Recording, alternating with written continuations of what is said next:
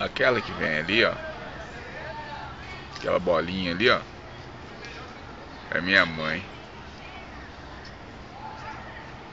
Olha que comédia. Né? Nós vamos tirar foto lá em Aparecida, não vamos? Vambora.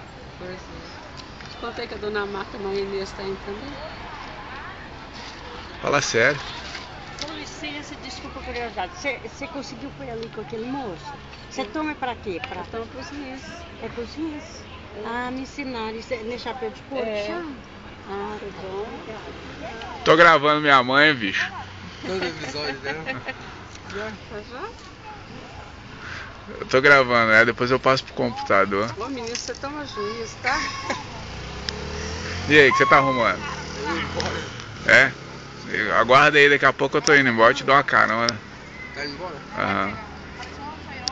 Não me conta aí, você tá estudando ou você tá jogando peteca? Não, eu tava estudando. O pessoal faltou, eu subi o horário, eu jogando peteca. Ah.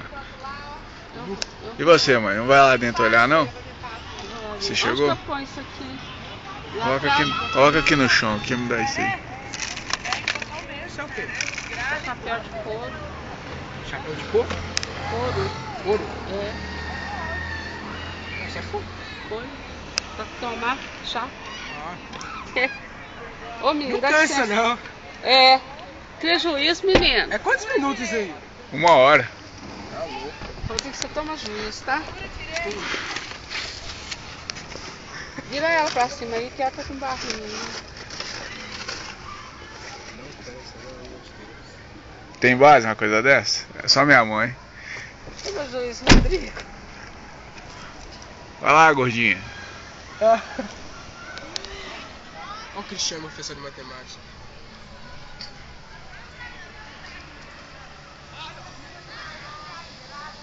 Vou te contar, hein? E você?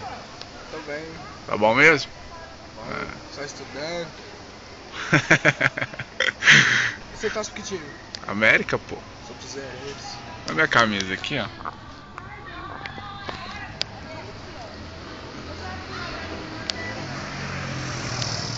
Então tá certo, então. Falou, né?